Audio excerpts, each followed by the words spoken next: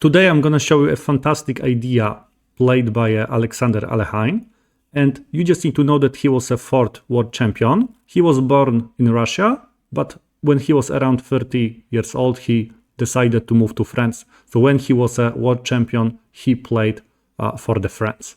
So let's take a look. Go to stopmakingblunders.matbobula.com, download a free workbook and learn how to blunder less. That position comes from the game Richard Reti against Alexander Alekhine. And this is the position from the middle game. You can see that white is attacking in the center. You can see white's pieces in that area. And looks like white's position is pretty good because c6 pawn is in trouble. It's under a big pressure. But Alexander Alekhine, he was a very sharp player, very attacking player. And he was able to find a way how black can get a counterplay. Now black played a very unexpected move, which was rook to e3. You know, it's not a common move to move your rook under the pawn attack, but of course this move is not that great for white because black can take it, and after this move bishop to h3 or even knight to e3 is a checkmate. So you can see that white cannot do that. Also, the threat is rook takes g3. This is a big threat, and in case pawn takes, queen takes, bishop goes to g2 and then knight to e3, and you can see the game is over for white. So white cannot completely ignore this move, of course. White cannot capture at c6. White decided to move knight to the f3. It was probably slightly better to move bishop to f3, but after knight f3, black decided to capture at the b5. So, you know, black doesn't need to bother with the c6 pawn anymore. And after queen takes b5, knight comes to c3.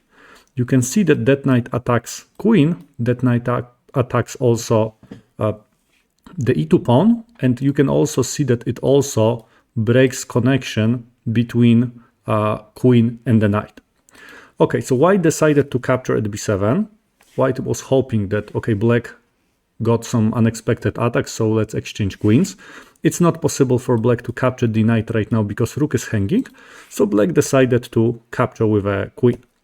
Knight captures. Okay, so you can see that queens are off the board, but that doesn't mean that attack is gone. Knight takes e2, which you can see that this is a fork. This is a fork, so white has to do something with this. And rook takes e2, of course, rook takes e2, and black has got a big advantage. So king goes to h2, okay, knight goes to e4.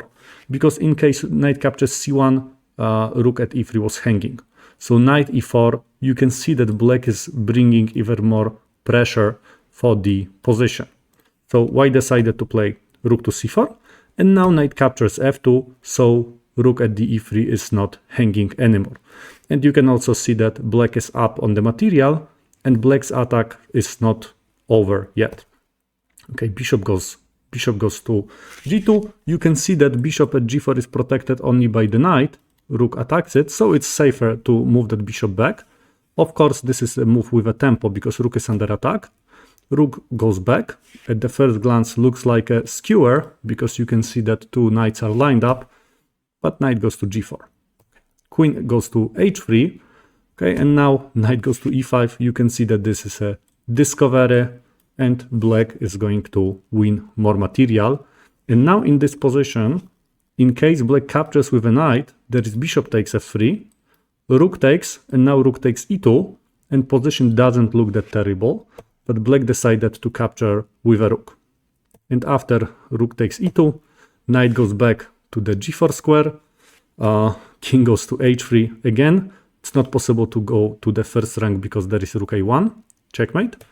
Knight goes to e3, another discovery, king goes there, knight captures c2, bishop takes f3, and after knight d4, white decided to resign because in case, you can see the two pieces are under attack, and in case rook goes to df2, knight captures f3, rook captures f3, bishop d5, it's a fork, and black will be up 4 points because there is no way white can save the knight. And this is the reason why Reti decided to resign. If you enjoyed that video, please click thumb up, please leave any comment. And if you want to see videos like this, if you want to learn more ideas, please subscribe the channel. Thank you very much for watching and hope to see you next time.